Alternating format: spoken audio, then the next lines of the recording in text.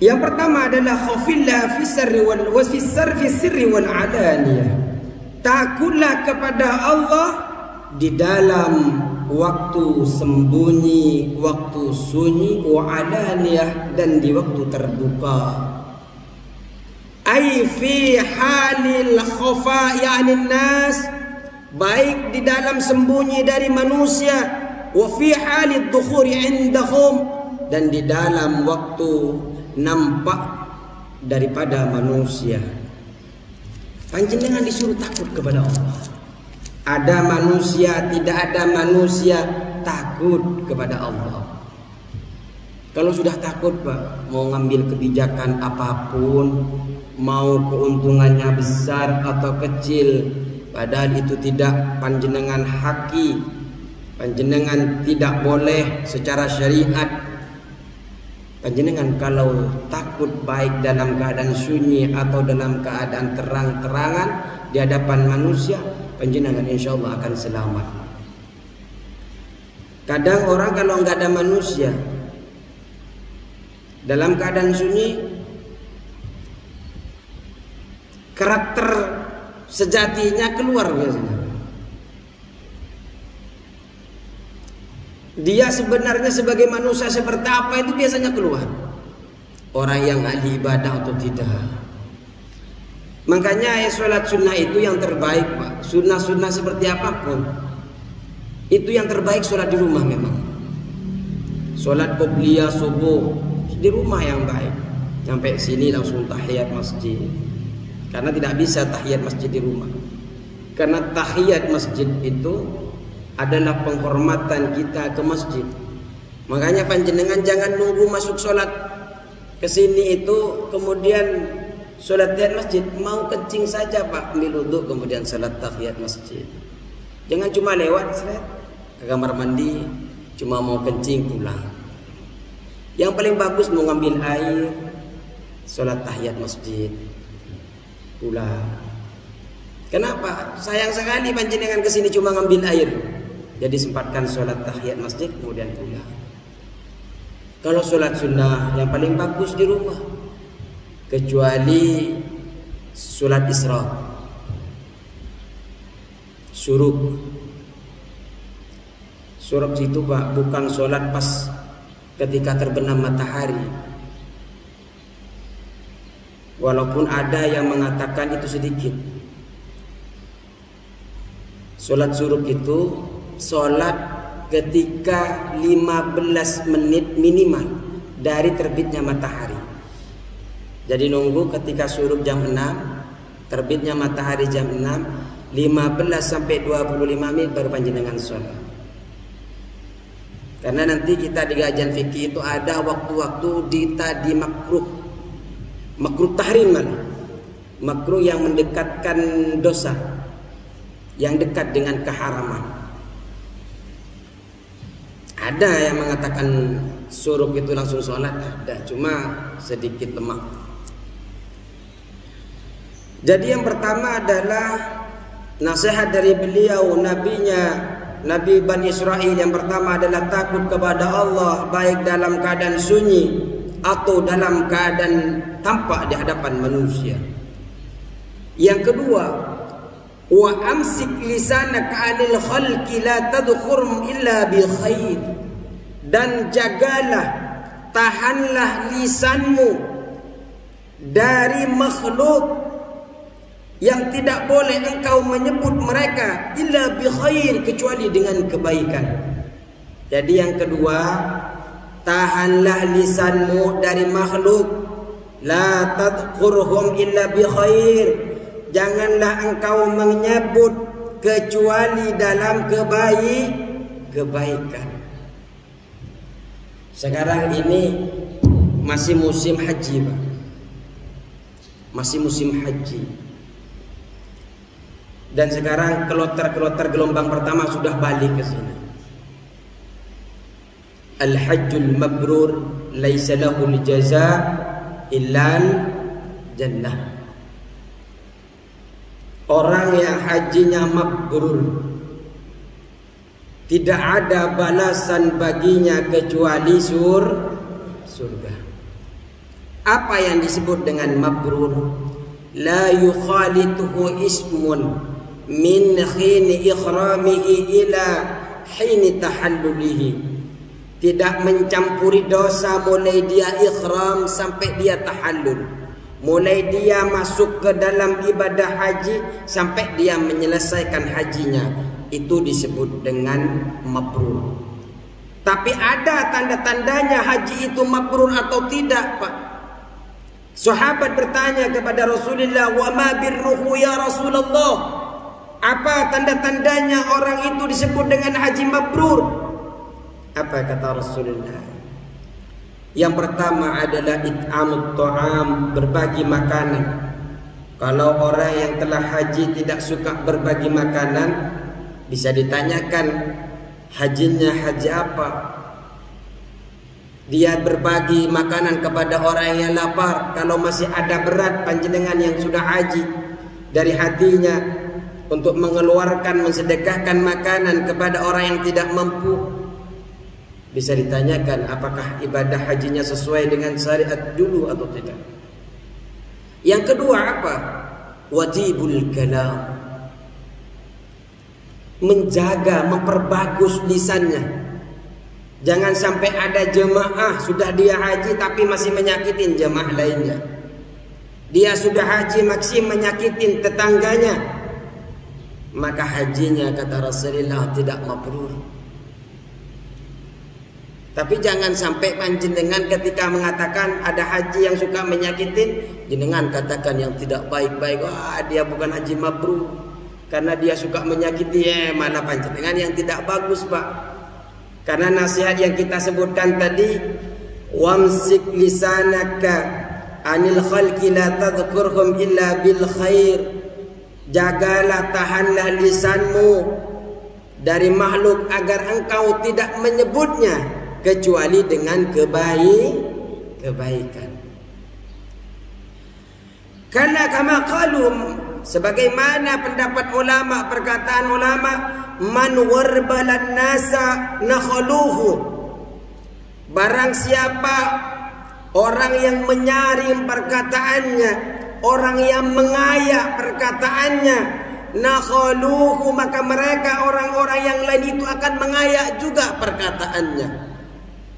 Kalau jenengan jaga perkataan jenengan, maka orang lain pun akan menjaga perkataan itu kepada engkau. Kalau engkau ingin mulia, maka muliakan orang lain. Kalau ingin orang lain bertutur kata kepada engkau, maka jenengan itu berkata-kata baik kepada mereka. Kata ulama, warbalan nasa nakhaluhu. Kalau engkau mengayak, kalau engkau menyaring perkataanmu, mereka juga akan menyaring perkataannya kepadamu. Jadi kalau ada orang yang kasar, sering kasar kepada jenengan perkataannya, jangan nyalahkan orang lain. Coba bermuhasabah, apakah jenengan sudah berbahasa baik terhadap orang lain? Orang lain kenapa dia sering menyakiti saya, bahasanya sering nyelekit ke saya?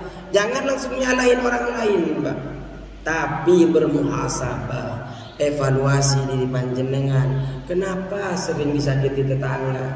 Jangan-jangan sama tetangga kanan kirinya jenengan tidak pernah ifsa'us salam, tidak pernah panjenengan mengucapkan, membiasakan, menebarkan salam kepada mereka. Masuk rumah cemberut, keluar rumah cemberut. Jadi jangan hanya melihat apa yang didapatkan panjenengan, kemudian panjenengan menyalahkan mereka. Coba introspeksi diri. Jangan-jangan ketidakbaikan tetangga, ketidakbaikan pengurus, ketidakbaikan jemaah pada panjenengan semua itu disebabkan perilaku daripada panjenengan. Stop menyalahkan orang lain. Mari kita salahkan diri kita sendiri. Wandur khubzaka alladhi ta'kul. Ini nasihat yang ketiga. Ini nasihat yang ketiga dari nabinya Bani Israel. Kalau kita itu, Pak, mengakui kepada nabi-nabi sebelumnya, mengakui kepada rasul-rasul sebelumnya, Tapi kalau pihak sana itu tidak mengakui ke Nabi kita, tapi ya tidak apa-apa, lakum dinukum waliyadin. Yang penting kita saja, kan artinya kalau kita salah Pak, kita masih mengakui mereka. Tapi kalau kita yang benar, mereka enggak mengakui kita. Mereka siapa? Ya terserah. An'amta alaihim ghairil maghdubi alaihim waladhdallin. Siapa mereka yang ada di dalam tafsir itu? Wandur khubzaka alladhi ta'kulu hatta yakuna dhalika al-khubz. Perhatikanlah pada rotimu, perhatikanlah pada makananmu yang telah kamu makan, hatta yakuna dhalika al-khubz, sehingga terbukti roti itu minal halali, dari makanan yang halal. Jaga Pak makanan panjenengan. Jangan sampai ada sedikit pun barang yang haram masuk kepada panjenengan, apalagi masuk kepada anak-anak panjenengan. Apa efeknya? Banyak sekali Pak. Orang yang makan barang haram itu Pak, mau ke masjid itu malas, mau beribadah itu malas. Berarti karena panjenengan duduk di sini nih, berarti tidak termasuk orang-orang yang makan barang haram. Jadi orang yang tidak ke sini juga bukan berarti mereka makan barang haram Pak. Kemudian panjenengan list, RT saya 80 orang, yang ke masjid cuma 5 orang. Jangan-jangan yang 75 ini makan barang haram karena gak ke masjid-masjid. Bukan begitu juga Pak konsepnya. Cuma di antara orang yang makan barang haram, biasanya mereka malas pergi ke masjid. Biasanya. Jadi kalau biar tidak bidang malas, jadi ya pergi ke masjid. Biasanya. Jadi jangan generalisir kemudian orang yang enggak ke masjid kemudian dibilang makan haram. Tidak. Ini tidak ada konsepnya. Tidak ada konsepnya.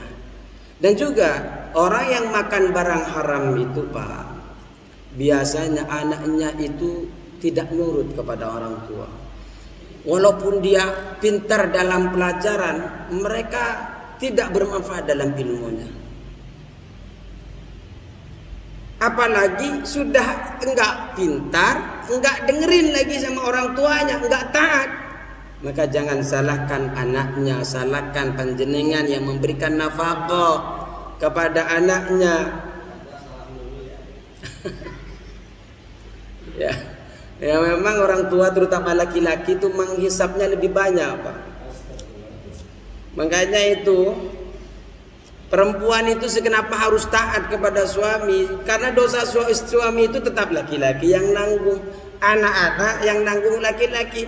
Dosa laki-laki enggak ditanggung anak, enggak ditanggung istri Pak. Kasihan sebenarnya kita ini. Cuma ya sabar Pak. Tadi itu kan disuruh sabar.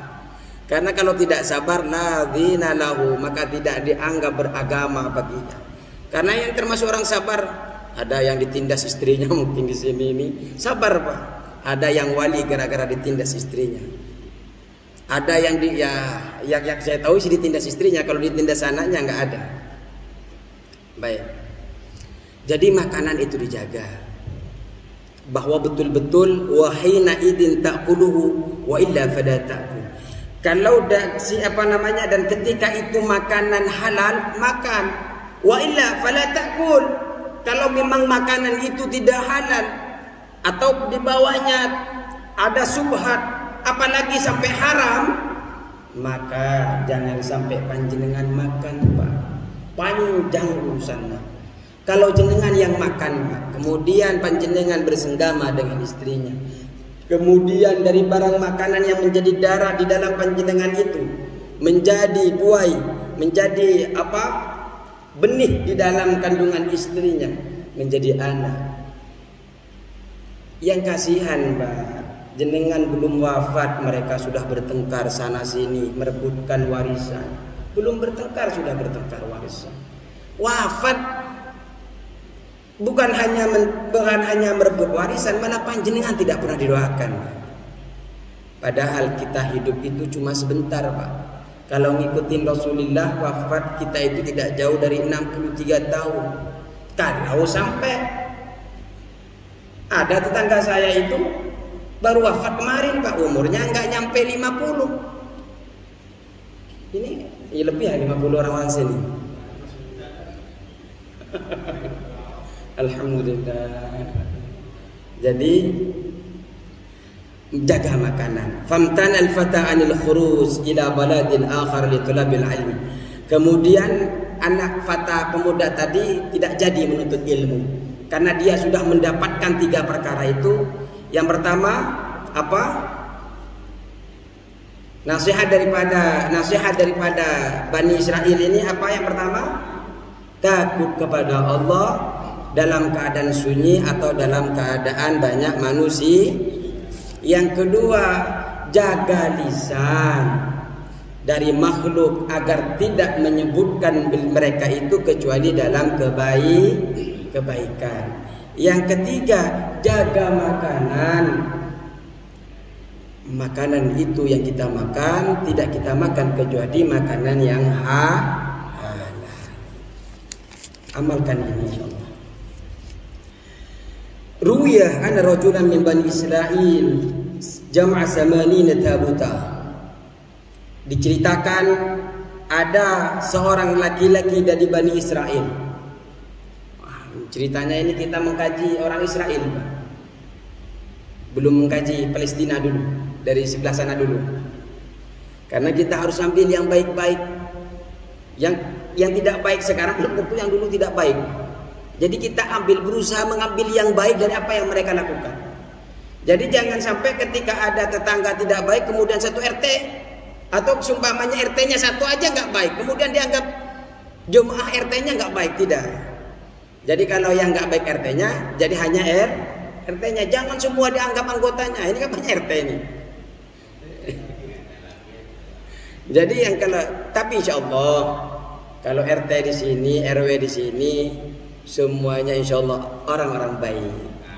Kenapa? Karena RT sini, RW sini suka sholat berjamaah ke masjid. Jadi kalau ingin baik, sholat ke Masjid Darussalam.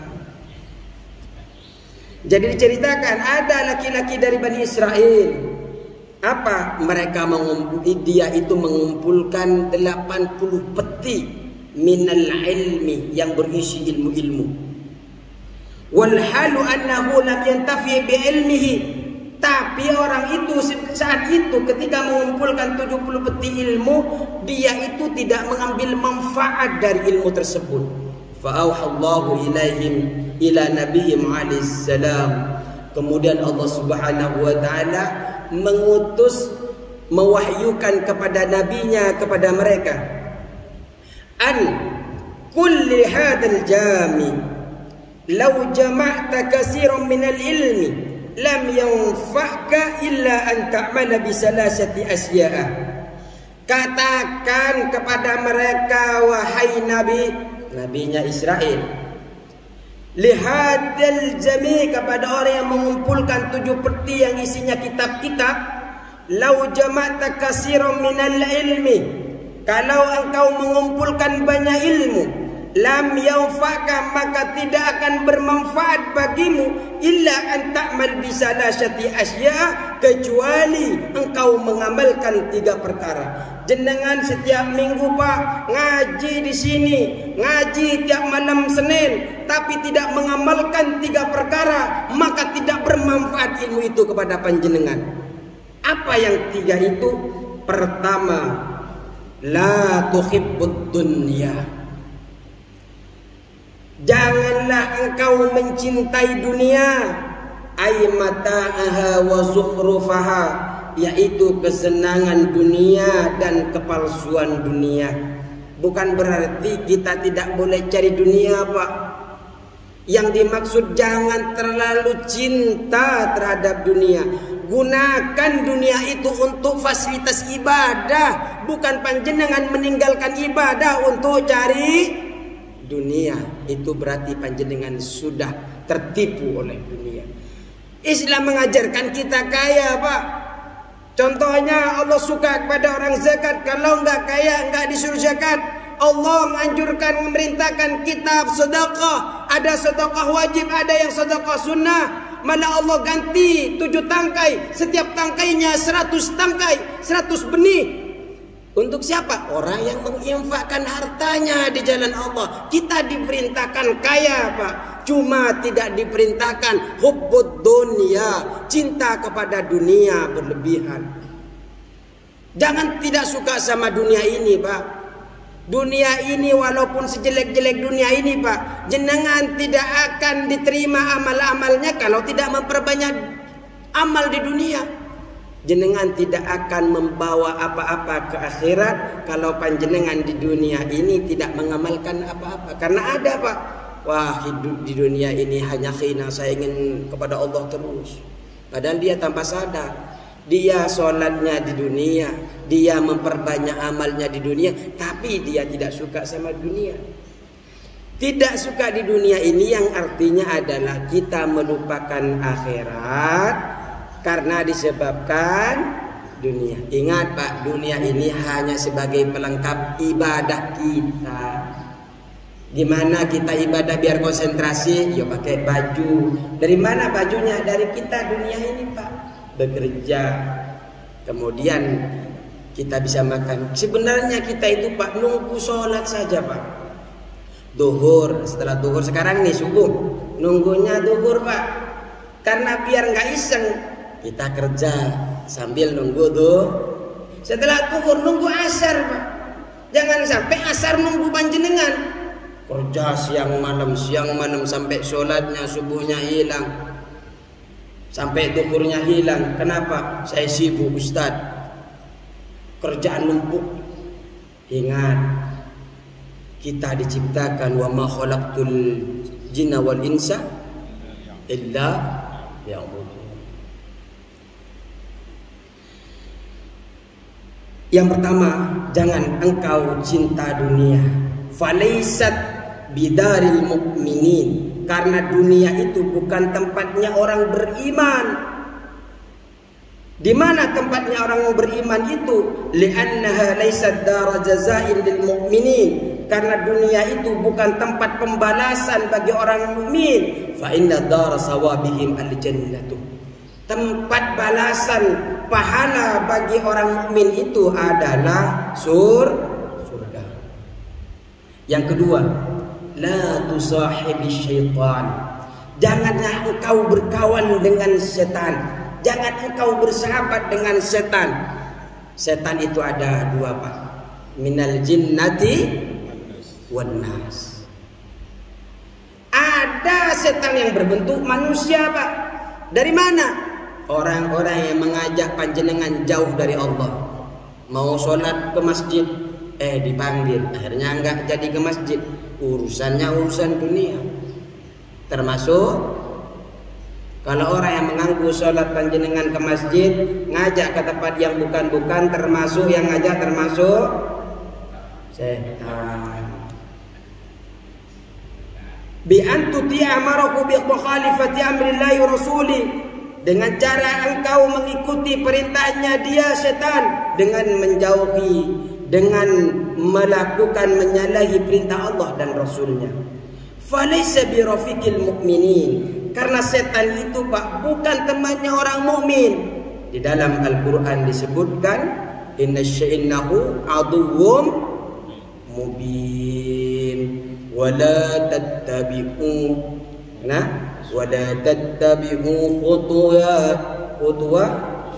khutuwati syaitan innahu lakum aduwwum mubin. Jangan ikutin setan itu, Pak, karena setan itu adalah musuh yang nyata. Baik setan yang berbentuk manusia atau setan yang berbentuk tidak terlihat. Li'anna syaitan laysa rafiqan lahum, karena setan itu bukanlah teman bagi manusia. Yang ketiga, yang terakhir, wala tu'dhi ahada min ibadillah, dan janganlah engkau menyakiti kepada seseorang dari hamba Allah. Falaisa biharqatil mu'min, karena menyakiti itu bukanlah perilaku dari seorang mukmin. Kalau panjenengan ingin dikatakan orang yang beriman, Pak, jangan suka nyakitin orang lain. Dari perbuatan jenengan, ada orang itu, Pak, sakit dengan lisan jenengan.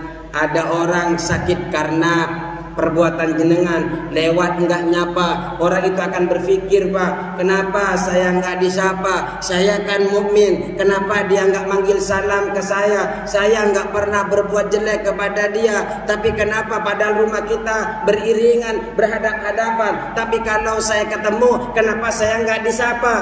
Kadang orang itu tersakit gara-gara panjenengan enggak nyapa, Pak. Dilarang di sini, wala tu'ti ahada.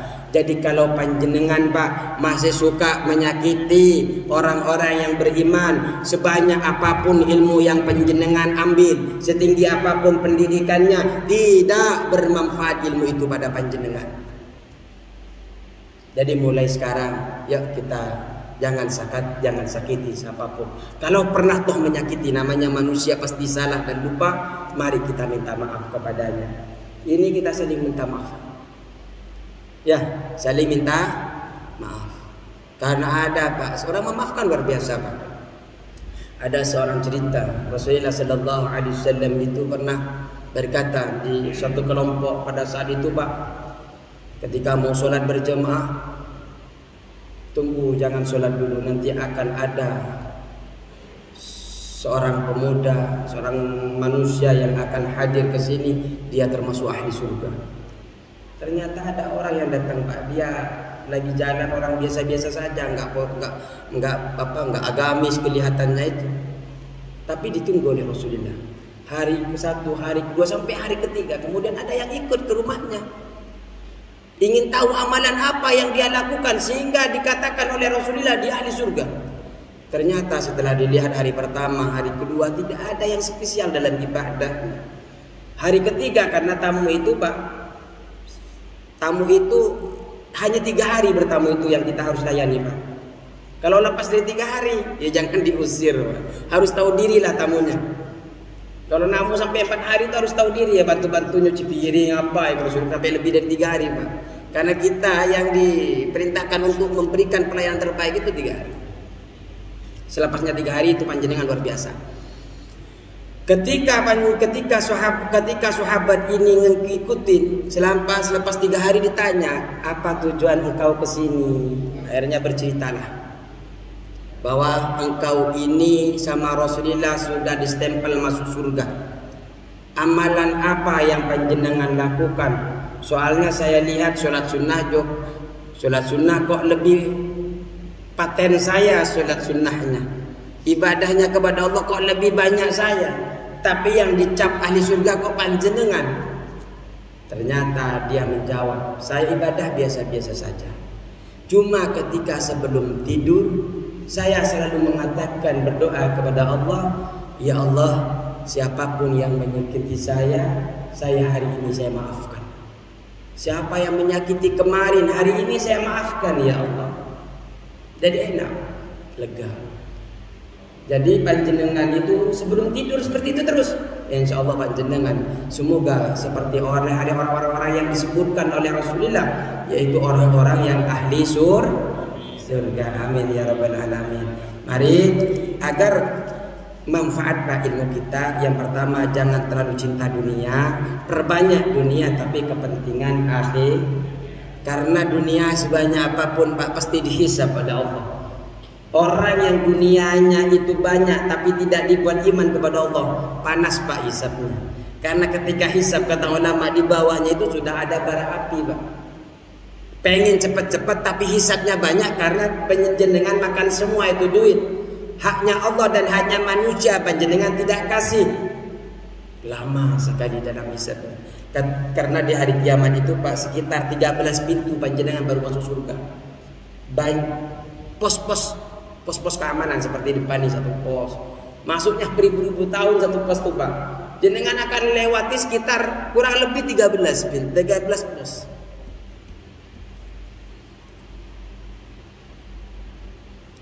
Maka panjenengan yang kedua, setelah panjenengan jangan cinta dunia, yang kedua apa, Pak? Makanan. Yang ketiga itu jangan menyakiti. Yang kedua, jangan berteman dengan setan. Ini yang paling harus dijaga, Pak.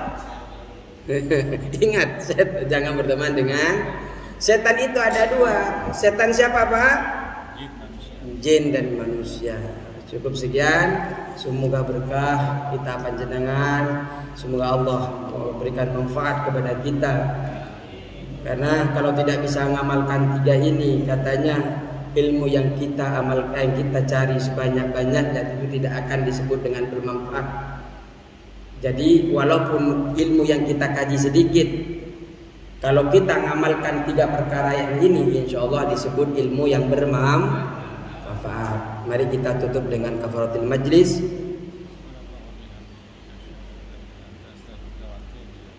Cukup sekian. Wallahul muwaffiq ila aqwamit thariq. Wassalamualaikum warahmatullahi taala wabarakatuh.